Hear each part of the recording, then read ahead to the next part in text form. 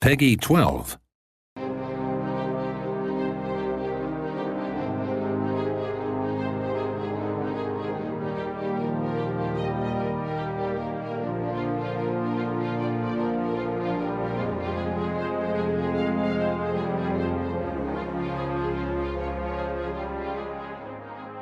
Today I'm going to talk to you about the sharp end of politics, that is warfare.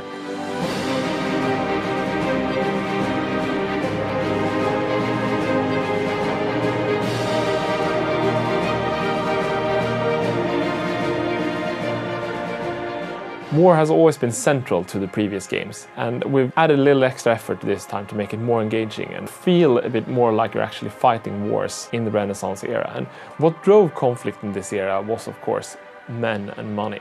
This is a concept we had in the previous games, so we wanted to sharpen it a bit and make it more important to the player. And what we did, for example, with the men is that we have the concept of manpower that we always had. And as you lose soldiers, you will have to take it from your manpower pool to recover it. What happens in Europa Universalis 4 is that the process of getting your manpower back is way slower. And this will really give you a feeling that if you fight a protracted war, if you lose a lot of men, if you say assault a fortress instead of sieging it slowly, if you fight costly battles, even if you win, you can have this kind of lost generation that you need to contend with. And then you might actually be out of the game for a long time, so you really need to manage your manpower. And then, of course, there are ways to deal with this. Natural ideas where you can create a nation that can bring more men out of the manpower pool, for example.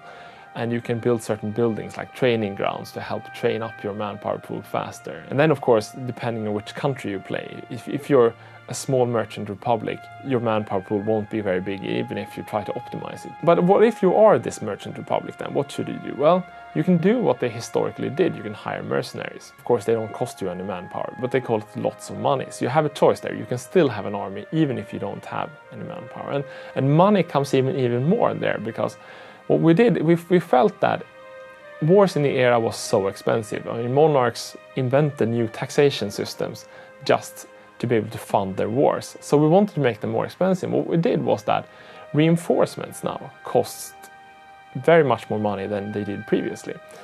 So if you go into the war, you have a balanced budget, for example, and you have a nice war chest. You think that this will be fine. This war will be over. The boys will be home for Christmas.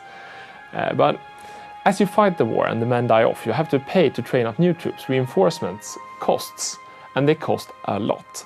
You will go into this war and feel that you have lots of money, especially compared to the previous games. And you will enter the war having taken lots of loans and be close to bankruptcy. You can use your money to get the war started, but if it goes on for very long, you will really start to think about the economy.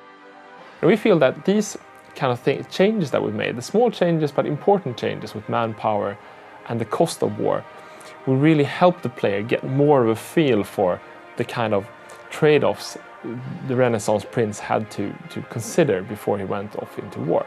One thing I should mention there, of course, is that what the Renaissance prince did, and what any modern ruler would do if he has no money, is that he would take loans. And we've tried to help the player there by making it cheaper to take on loans. In the previous games, it was more like if you took a loan, that was a loss.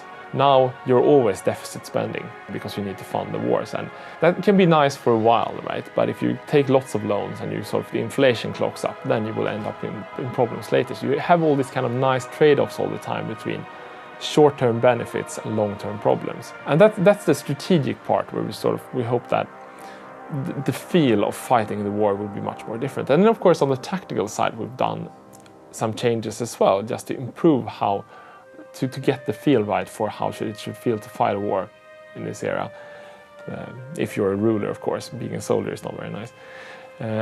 What we wanted was for the battles to be a bit more decisive. So, for example, we added a mechanic called shattering, in the sense that when you march your army into battle and you lose, before it just retreat a little bit and then you can fight again. But now, if you lose decisively, the army can shatter, and that means that your soldiers will break and run, and they will run all the way back until they find a safe province before you can stop them. And there they have to stay a bit and recover their morale. And of course, that makes the battles more decisive without actually making it so that you can lose your entire army at the roll of the dice. Because when your army or when the enemy's army is shattered, the winner can sort of use this time to siege down provinces and to take fortresses and to really decide the war based on one battle. Another concept we added here to sort of give the same feeling is the concept of an army being disorganized. We wanted to get away from the thing where you chase armies too much all over the map and to sort of slow the whole thing down a bit so you have the chance to think, so that if an army loses too much morale, it becomes disorganized and it can't move.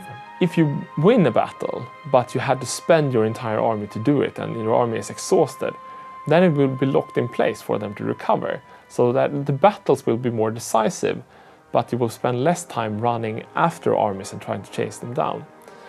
We have these kind of concepts that on the surface of it feels fairly complicated, but we really want the player to understand what happens, so we redone the entire combat interface so that anything that happens and that decides a battle should really be visible on the map. There should be no more instances where the player don't really understand why somebody won and why somebody lost. It should feel sort of the same as in the previous games, but it should feel much more, if you know what I mean, right? It should be more decisive battles. They should cost you more money, and you should feel more pain when you lose the soldiers in the field. And I really feel that this has made the game so much more fun.